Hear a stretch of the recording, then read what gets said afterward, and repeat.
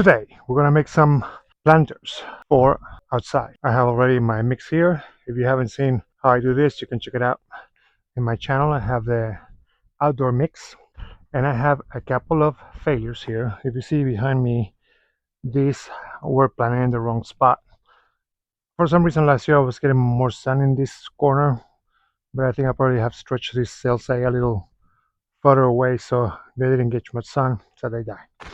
So I got a few new ones, and the first planter is going to be with them. So I got a bunch of them. Now let me show you, for example, the issue. These two are the only ones that were left there that were still alive, so we're going to move them. And then these, I just got them, and they were great. You probably can see them in my Instagram, that I took a picture of them. But from yesterday till today, they were in the sun and they got dried up. That's how fast it dries up here, the soil, especially if it's peat moss, between the wind and the sun. Because it's still not very hot in here. Right now it's 71 degrees. That's what happens with this. You either have to also have a larger amount of soil, because what happens with these little plugs, they get dry real fast. Now the other thing that I'm gonna do today, I'm gonna try some seeds. Now if there's one seed that doesn't work for me, are these. I have Spearmint, Peppermint, and Catnip. But I'm gonna try them again. I'm gonna put this in smaller containers and I'm gonna label them and see how they do. Why now? Because now, even though that we are in the end of June, right now is when it gets more consistently warm, and it's not gonna get really hot till probably the end of next month or the beginning of August. Remember, I've been here for only one summer. This is gonna be my second summer. Well, this is officially my second summer. And then I have columbines, larkspurs, and California poppies. According to this, I have to plant this in between February and March, and the columbines between December and February. But we're experimenting, so we'll take a look, and then there'll be an update later on what's going on. So I will make one of these planters, because these don't get that much bigger. So I'm gonna put all 12 of them in this little planter. Well, we have 14, and I have two. That's another example here. I have two Zinnias, and they were both right next to each other. But look how much the petals dried up, and how floppy it got, because it also got a little too dry being outside. It's trying to recover, but the petals were really curling. So they need to be planted. So otherwise, if I skip one watery one day, they will dry up. So let's start with, considering that I have 14 of those, I'm gonna do this, because these are the only ones that I have for today that are full sun. So I'm gonna make one planter with the Zinnias and these older ones that were here, and on the other planter, and in the other planter, I'm gonna put all 12 of these. So let's do that. And that's one of the problems, in my opinion, that happens with peat moss. Not only peat moss, it can dry up real fast. Once it is dry, it becomes hydrophobic, which means it repels water. Now these have great root systems, so that should not be that much of a problem. But that's another thing that happens, the roots start growing and it goes around the container, and in the middle there becomes a plug of peat moss, which dries up and becomes hydrophobic as well. So let's try these.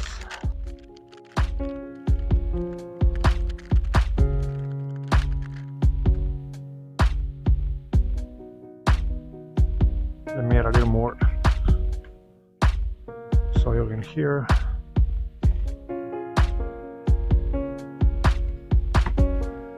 I'm going to start from one corner and then move to the other. You can start just like one by one. Make sure you have enough, about an inch from the water of the container. So when you water it, it can hold some water, and then it will like drain through the soil. That's another thing that I always like to mention, I believe, on most of my videos, because for me stills is quite a pattern that is worth to be mentioned. But I believe plants have their personality and their toughness individual from each other, because I have here like probably like 18 plants, and 2 are being resilient when they all have the same treatment, the same potting mix, the same in the same micro environment, but the other ones are done. So these 2 are tough cookies and the rest of them are wimps, or these are extraordinary and the rest of them are normal. Either or. That's one of the things that happen with plants. Some are really easy going and resilient, some are just not. And that can happen with any plant that you get, with any genus and any variety or cultivar, because I have experienced that with all of them.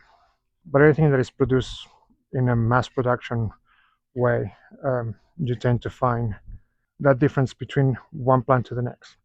Probably because they are grown from seed. And what happened with these growers is that they provide the plants their ideal for each plant, for each genus. They provide their ideal environment, with the ideal moisture and nutrients and everything, till they are ready to go, and then they take them to the store. And then how do you duplicate that? Is nearly impossible. It's easier for us probably to take care of, tropical plants, because we are a lot more aware of them and what they need. So we tend to immediately provide that. But that changed for me when it comes to alocasias and, what I've been experimenting with, because alocasias are quite challenging, at least for me. For me, my 2 most challenging, um, plants are alocasias and begonias. But when it comes to this plant, they are a lot cheaper, of course. They're also, I don't know if these are count, as, I should be calling them this and that. What are they? Marigolds. Um, from back in Dallas, I remember marigolds being quite resilient, and not only quite resilient, but quite perennials, but because they will be coming back the following year, even that I haven't planted any of them. So I assume that they will do the same here, if they're in the right spot, that they receive, plenty amount of sunlight. I've seen this in planters, in landscapes, everywhere in full sun. Uh, but sometimes that is hard to tell if that is ideal, because, the conditions everywhere are different, and sometimes what you see, all a whole garden or container full of blooming plants, it might be fresh. So that means that's the reason that those plants are alive and thriving. That's because they're just being planted, and so they're still fresh, let's say, from the greenhouse, from they were being spoiled and taken care of. That doesn't mean that in a month or 2, once they have to sustain the weather in their locale, they will decline. But as you see with these, for example, there are easygoing plants in general, and they were in the sun, and I have been watering them every day. This morning I didn't water. I watered like closer to noon, and they were already starting to fade.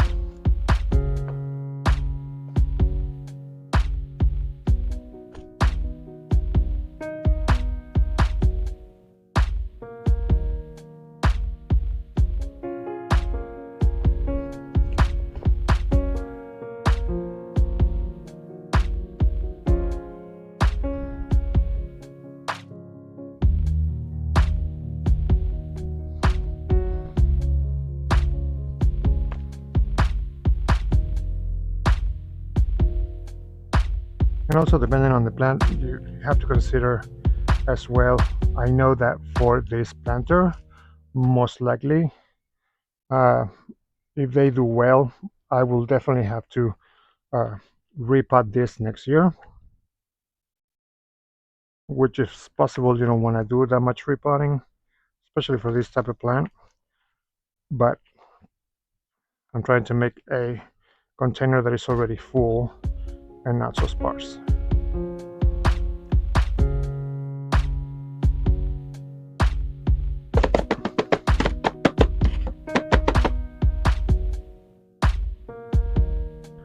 So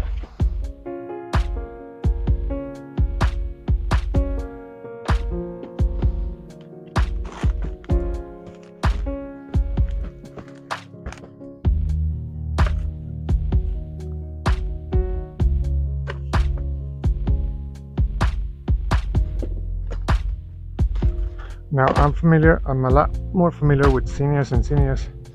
I don't not necessarily this cultivar, but I have had Zinnias in a if you want, you can check them out in the where it all began video, and I have the front yard, especially towards the end, Zinnias being like this tall and this big, but of course they are on the ground.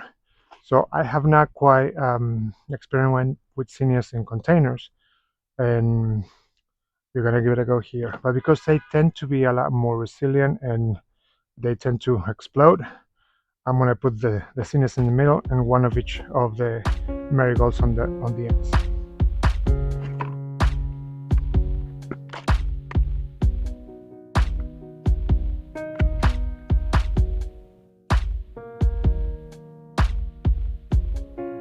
Now, one of the reasons to keep this moist, like really well moist at the beginning, is because if you do it like I do, that you don't remove too much of the peat. You see, like right here, this peat is what it came with.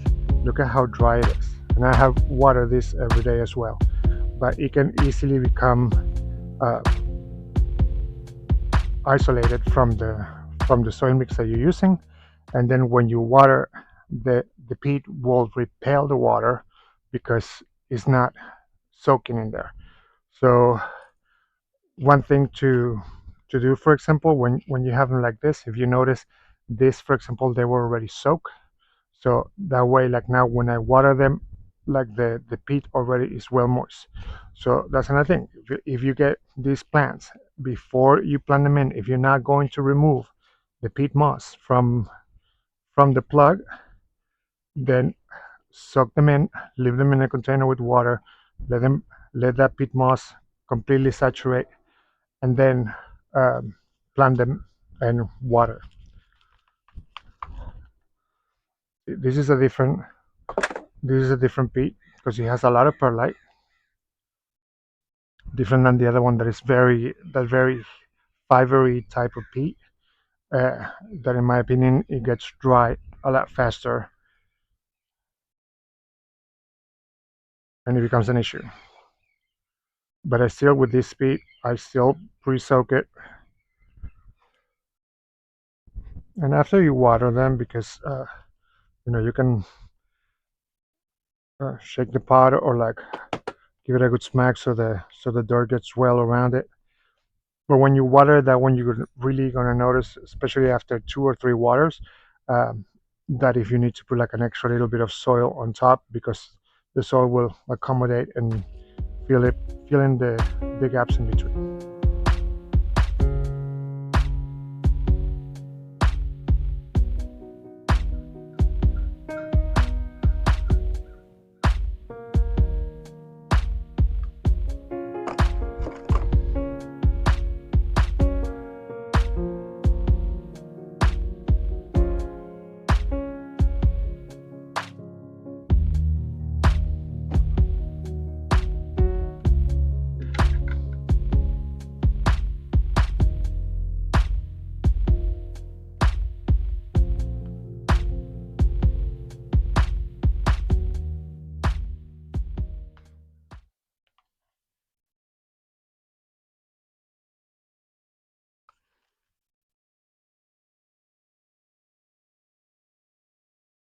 For the watering, I like to do first uh, the shower setting.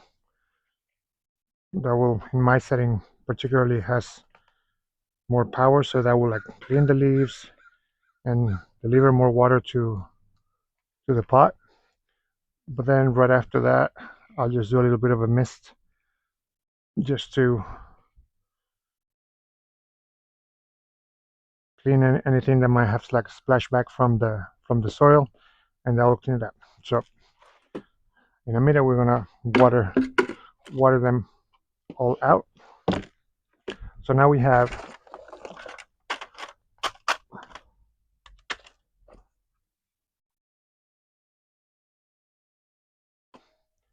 now I'm gonna use uh, this container, and let's see.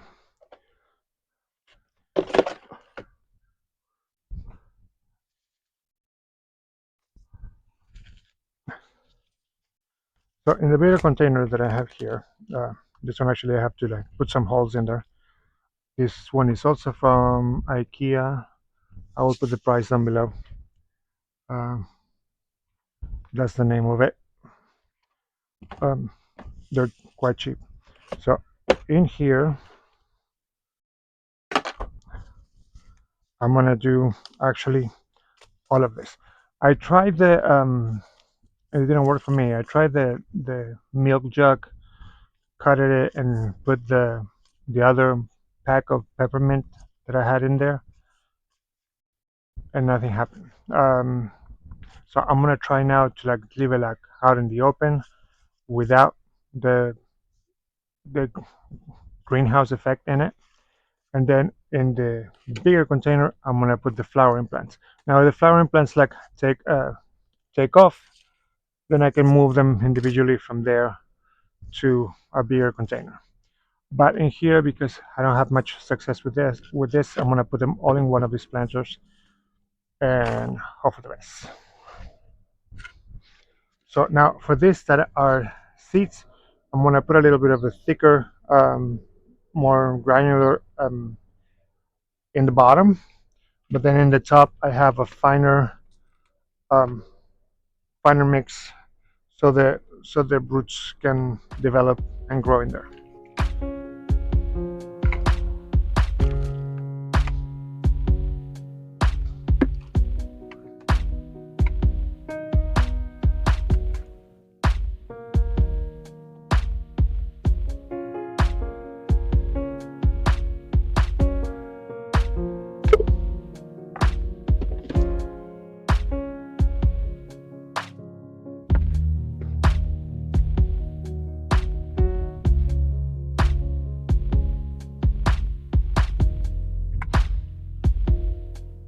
So I have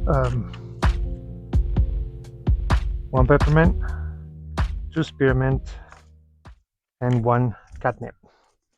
So to keep it a little more recognizable, I'm gonna put like the peppermint on one side, the spearmint in the middle, and the catnip on the other one. Let me get, and let's see. The depth is 1/16 of an inch, 1/8 of an inch, and a quarter. So deeper, less deeper, and very superficial. But a quarter inch is that much. It's not that big of a difference. But like I just make this area a little, just a little more shallow. Gonna make it like a little grate, and then I will fill all to the same level.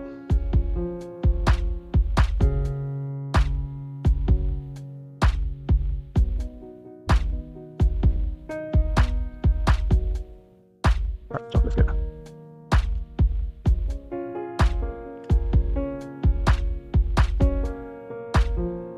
And, you know, like the package is gonna say, this is my opinion. This is what I learned when growing things from seed. You know, the separation in between them or whatever. Same thing happens with the seeds. You're gonna have plants that are gonna explode, and there are plants that are gonna be like really dangly.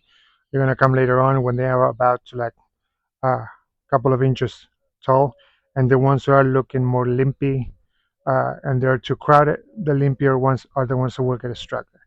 I have done the fact of, for example, I did that with primroses, evening primroses, that I will take out the weaker looking one, and I will put it somewhere else.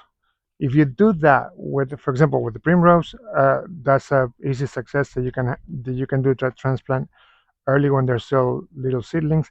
As soon as the plant gets a little more than 3 inches or 4 inches long on the leaves, if you move them, they will just throw a fit and most likely will perish.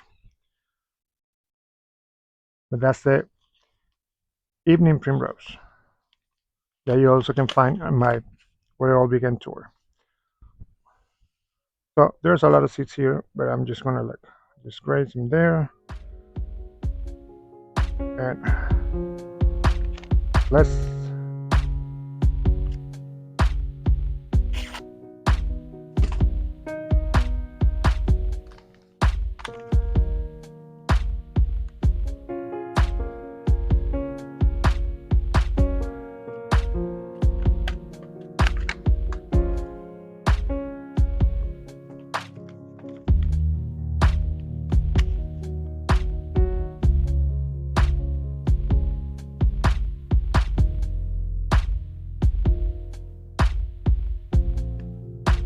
now San Diego has a very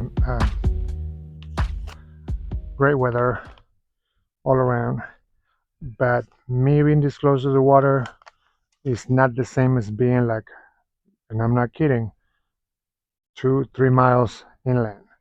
It gets hotter and it gets drier. Still, the humidity is great, but it's not as good as here. Right now, that one cropped out. I have another one. Oh, right there. It's 73% humidity.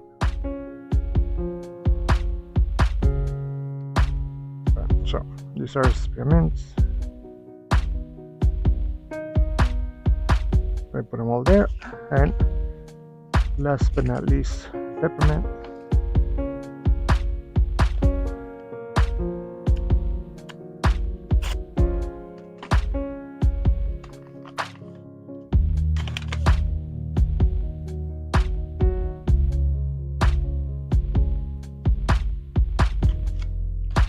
And now I just get some of this lighter,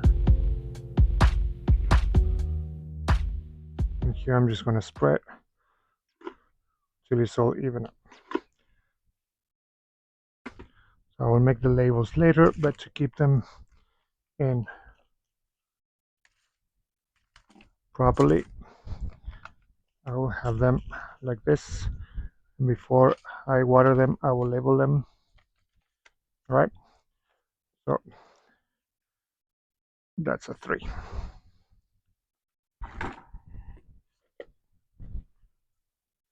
Now this is the last one. So out of these, I don't know, so I have 3 over here, and I have 3 small planters, but like I actually want to use, I want to put the 2 in here and 1 here.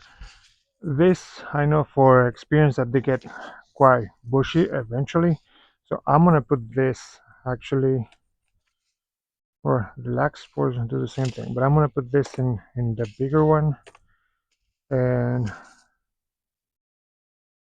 I will put the poppy seeds in this one, and then, you know, we're still hoping for the best, but I have to put some drainage holes on these containers.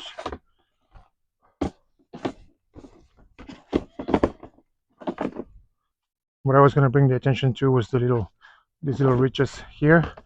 That's where I will put a few holes for the drainage.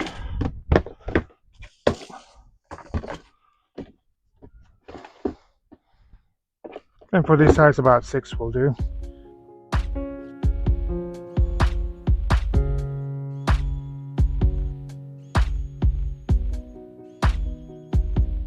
That's another thing that I was talking about in the last video, about how every pot, every mixture, every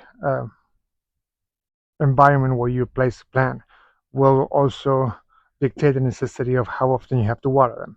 If I put, like, let's say 8 drainage holes or 10 drainage holes here, that means that the moisture will drain out a lot faster.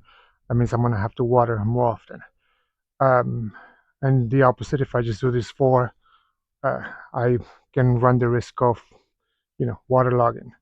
So for me, 6 does the trick, and I tend to water about every day. I don't water heavily, but I water every day because I need to rinse off the salt that is deposited on the leaves by the air.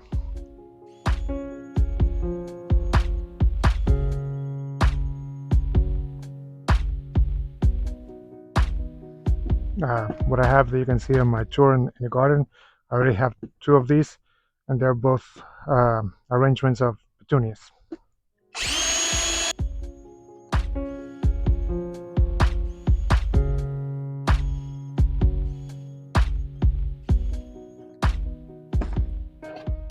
So just like that, you have like really cheap planters to work with. So I mentioned I will do the poppies in the smaller ones, because these are a lot in my mind. I might be like dead wrong, but in my mind, the root system of the poppies are a lot smaller than the Larkspur or the columbines. So again, I start with my regular outdoor potting mix.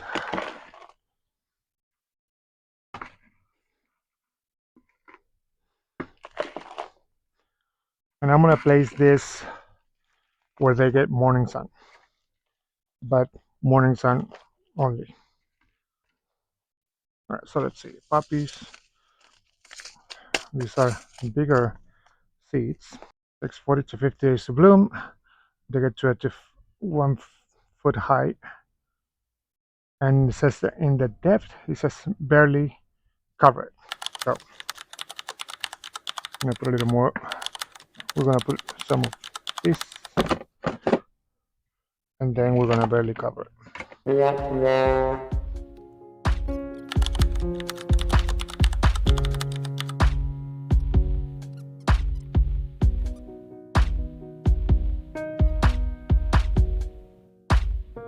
And now let's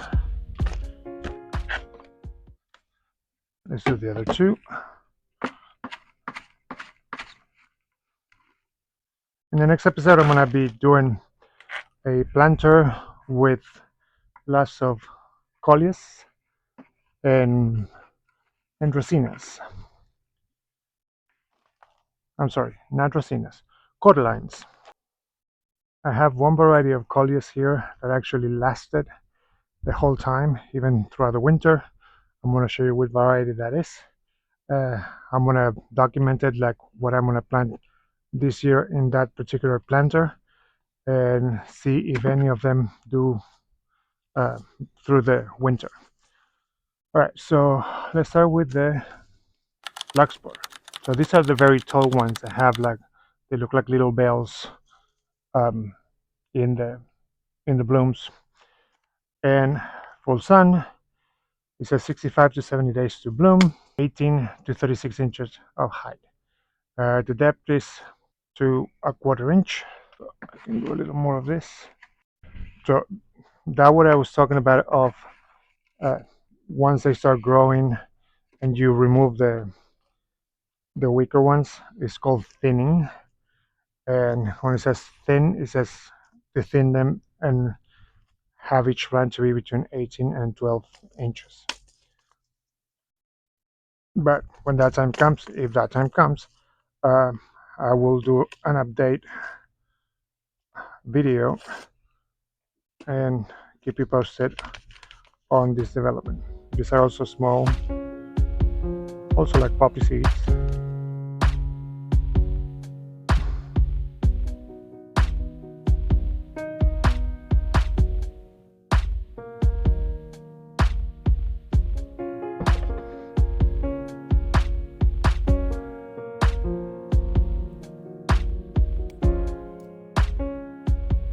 That's about a 1/4 inch. And last but not least, we're going to do the columbines. And the columbines are supposedly they bloom in all year long. I can show you my columbine right now. I will show you a pan of that. It's not blooming right now. Maybe it has like one flowers of two, but they really start blooming earlier. Um, I would say this is one of the first ones to start blooming in March. They grow to 2 feet. That's not necessarily true. Like they get a little bigger than that. And ideally, when you start seeing them that they are growing, do yourself a favor and put some support. You're about to see why when I do a pan of my actual columbine that I have right now. And the depth is also a 1/4 inch. And it says that it says space, not thin, every 10 inches. Well, that's not gonna happen. We're gonna do it my way and experiment that way. Another little tip: I got these planters right here. I'm gonna use one of them for a begonia arrangement, and I got those. I got these at uh, the box store, the one with the W. Uh, but still, they pay me. I'm not promoting them. Um, and they were like $12 or 12 and change.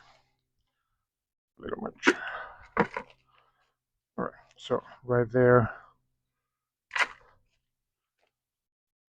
perfect. Now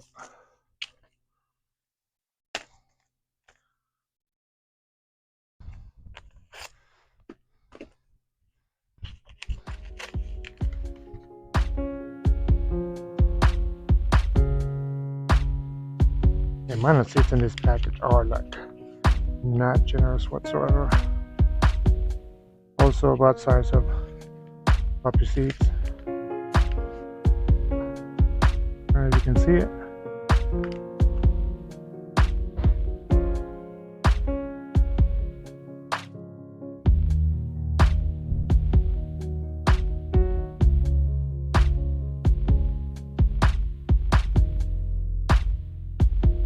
All right, so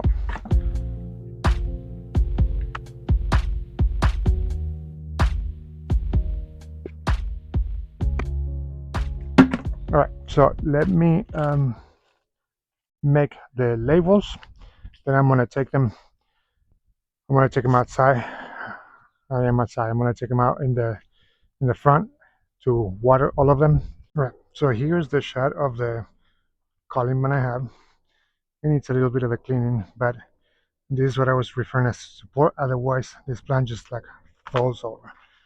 But there is some new foliage. See, like there is a little bit of a flower there, but probably needs like a little bit of a deheading, so that will help. But I've seen this plant to get like up to here, so that's more like 3 feet from the base of the pot. Actually, the soil up here. I will address this. These are very dry, so I'm gonna give it a clean up tomorrow and see if that produces more bloom. There's another little bloom in here, so that's probably gonna do the trick. So that's one thing. The other thing is that was the container that I was using for the other pack of spearmint, but that didn't work. So we're gonna try this way. I already put the labels in.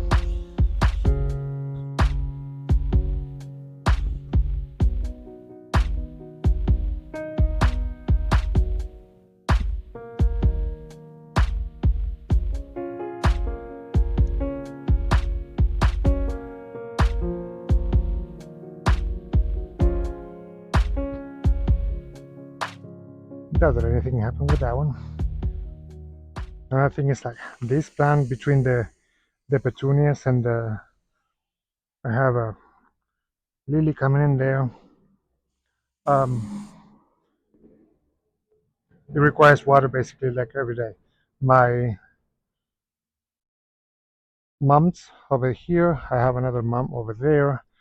Um, and then I have a Mexican petunia there with those snapdragons and a little calla. Those are the ones that I basically water every day. And these dahlias are not doing so great. I have a new set over there that I'm gonna replace them with. And this is the other containers that I was telling you that they were like just like this. I have one here and one here. These petunias unfortunately are being attacked by moths, so I've been treating them with a caterpillar solution, and they were down to like no flowers. After the treatment, so they start blooming again. But I'm gonna have to like treat them again. I found also a caterpillar on top of this gardenia, no garcinia. So I'm gonna have to like get the big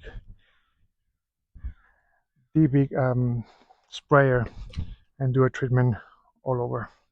All right, so that's the video for today. Thank you for sticking with me. Please subscribe, comment, and let me know if there's anything that you like me to do in the garden. I mean, I have a lot of things to do here, but I'll talk to you soon.